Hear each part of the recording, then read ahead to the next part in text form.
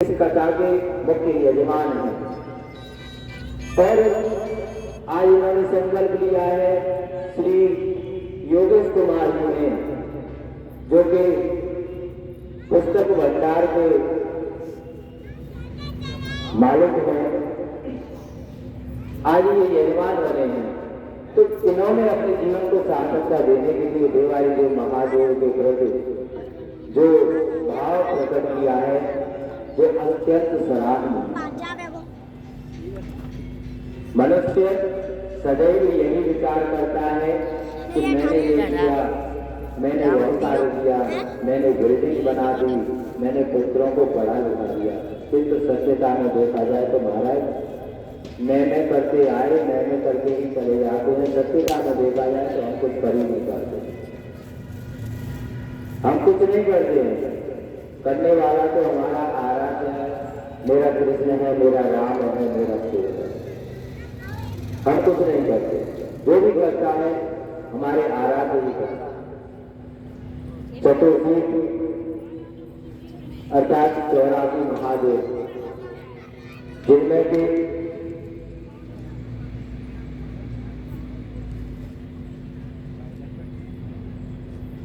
जिनमें के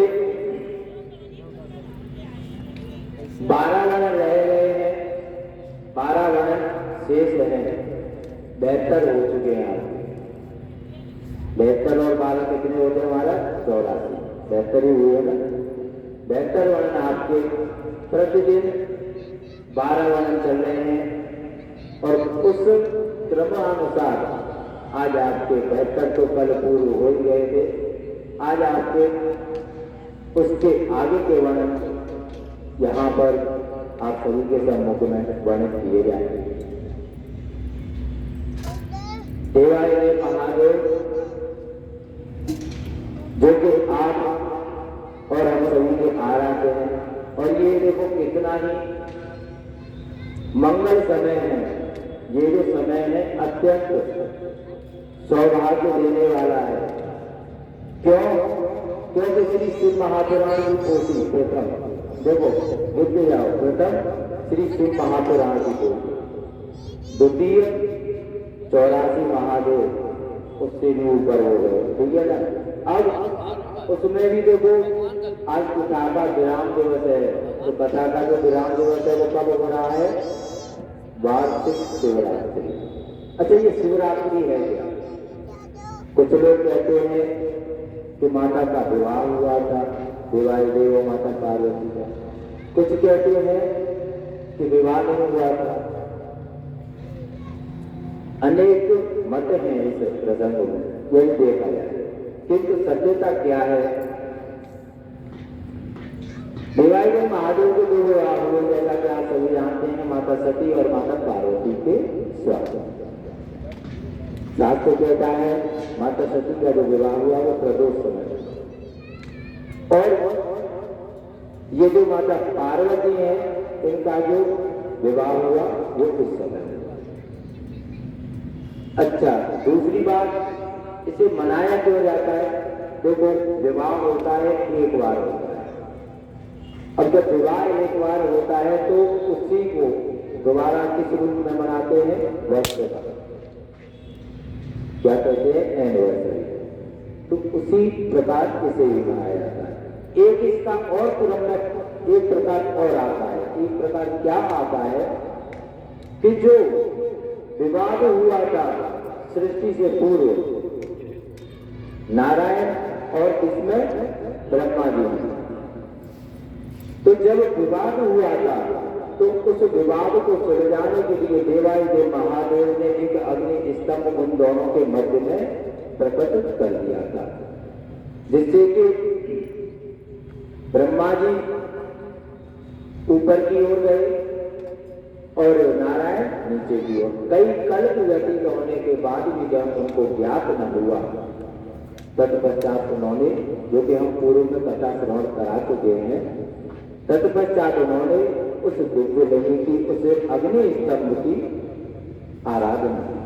और ये जो प्राकट्य हुआ था अग्नि स्तंभ का, महाराज श्री शिव महापुराण की पावन पोथी वर्णन करती है कि ये जो प्राकरण हुआ था ये इसी समय हुआ था, इसी को शिवरात्रि कहते हैं। उसी समय से ये लिंग आराधना प्रारंभ हुई। श्रवण करने से पूर्व आप सभी भक्तजनों के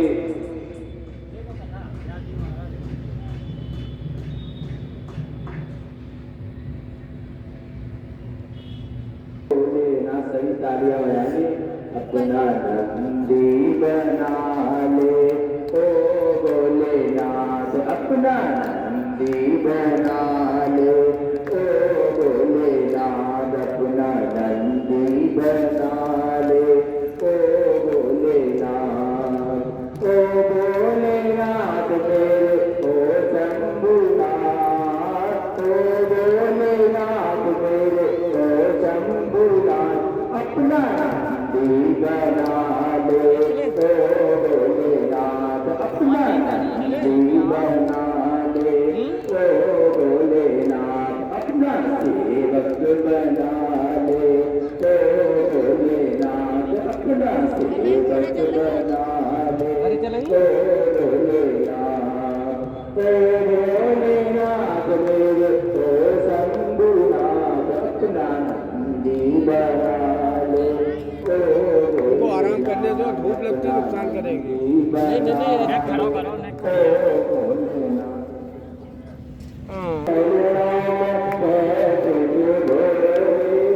ऐसा कौन करता है? ऐसा भाग्य किसका है महाराज? नंदी का, और किसी का नहीं है, नंदी का है। माता पार्वती जी गृहिणियों को तो कार्य होता है तो कभी इधर कभी उधर, लेकिन नंदी महाराज सम्मुख ही रहते। तेरे चरणों में बैठ के बोले दिन रात निहारूं तुझको, तेरे चरणों में बैठ के बोले दिन रात निहारूं तुझको। ऐसा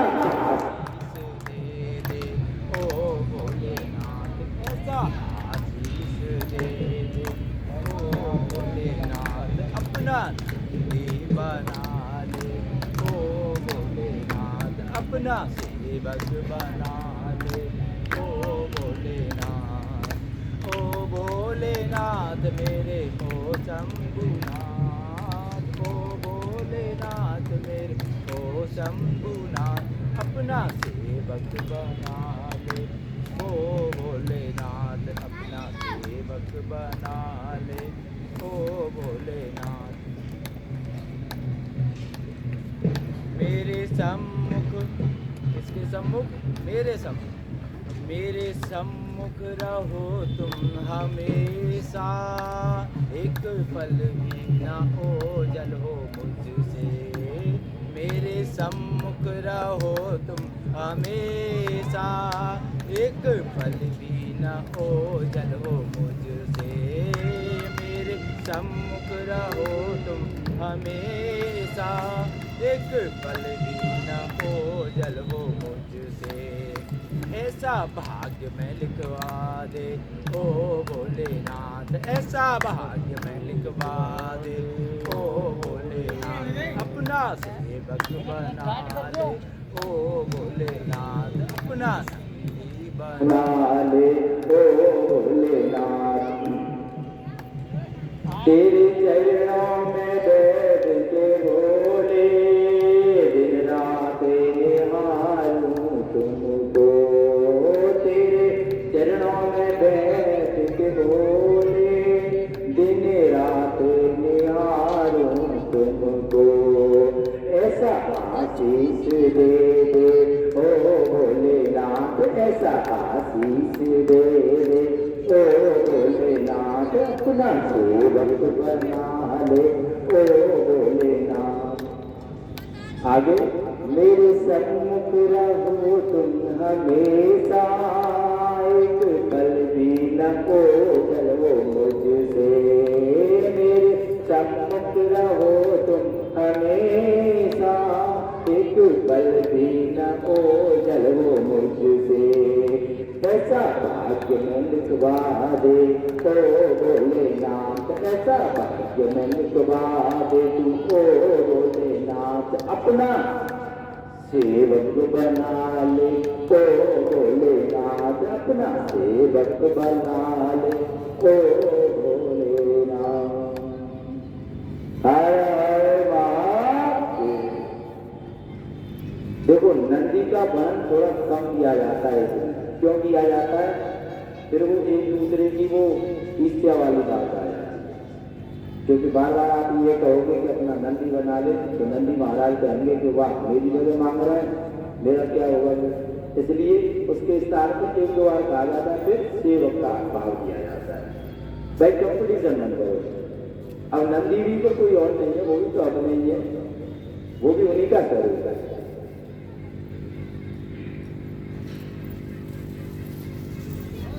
आगे चतुर्थी श्री शिव महापुराण की पावन पोथी,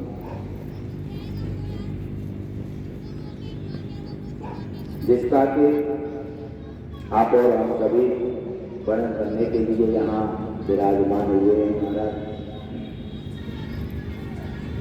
देखो कोई स्वीकार करे या नहीं करे, सत्य जो होता है उसे आप नकार सकते हो, नकार तो सकते हो, किंतु ऐसा नहीं हो सकता कि वो असत्य हो जाए। असत्य नहीं होगा, वो रहेगा सत्य। और सत्य क्या है? जैसा कि पूर्व में कई बार वर्णन किया गया है, ये जो चतुर्थी 84 महादेव की कथा है, ये वास्तव में आगरा जनपद में तो क्या शायद ही कहीं हुई। पूर्व में एक बार हमारे देवालय महादेव ने, देखो कृपा कभी कभी होती है, जो पूर्व में हमारे आराध्य ने हम पर कृपा की थी, वो आज कितने वर्षों बाद हमें अवसर प्राप्त कराया है, जो कि यहाँ पर वही कथा पुनः हो रही है। आगे वर्णन आता है, तालियों की आवश्यकता ही नहीं, महाराज भोलेनाथ ने पहले इंतजाम करा दिया, तालियों की है तो वही भूल जाते हैं। तो आगे वर्णन आता है, क्या नंबर आएगा महाराज? देखो एक राजा हुए पूर्व समय में, जिनका नाम था क्या? वीरकेतु। वीरकेतु जो राजा हुए तो एक दिन वो शिकार को गए, और जब शिकार को गए तो एक ऊंट को बाण लग गया। शिकार किया उन्होंने और बाण किसे लगा? ऊंट को। ऊंट को मारा, बाण लगा। अब ऊंट को क्या कहते हैं हम?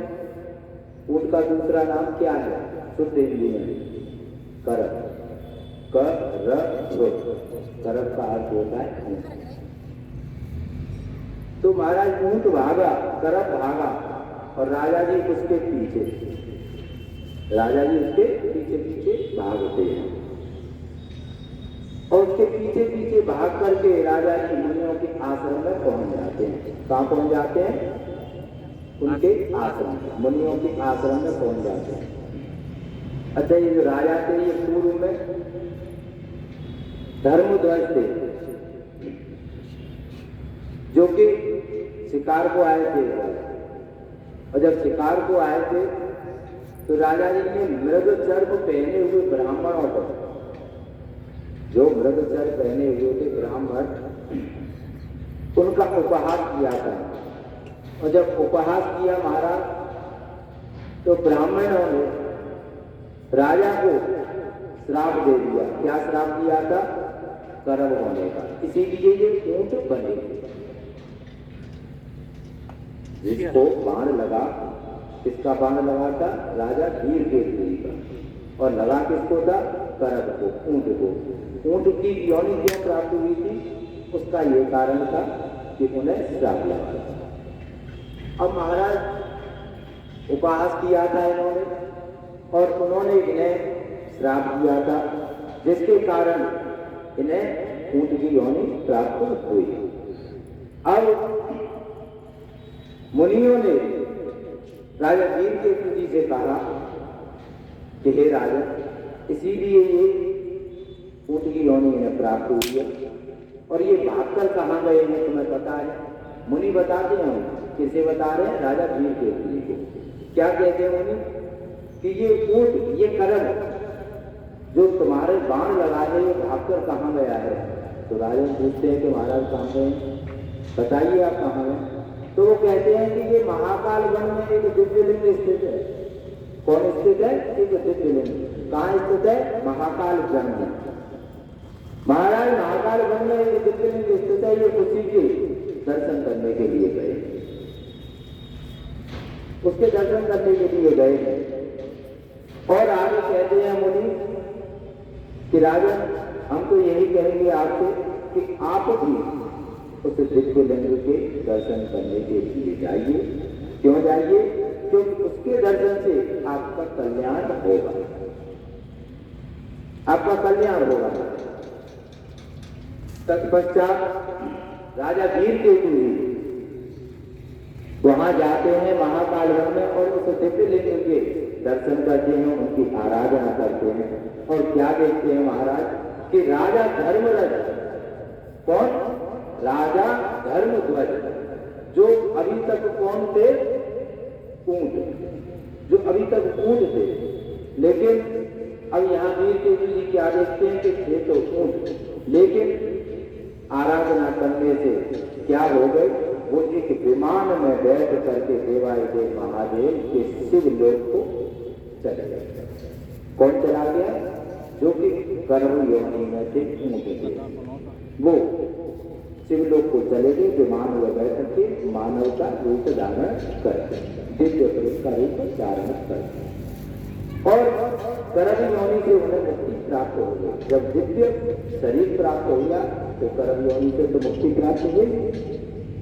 महाराज इसी कारण 84 महादेव में ये 73 वाले नंबर है, ऊंट को करम कहते हैं, इसलिए देवादिदेव महादेव ने उस दिव्य लिंग का नाम रखा। क्या नाम रखा? गर्भेश्वर महादेव। बोले गर्भेश्वर महादेव। भक्तगण कहते हैं, श्रद्धालु कहते हैं, कुछ विद्वान भी कहते हैं कि यदि आप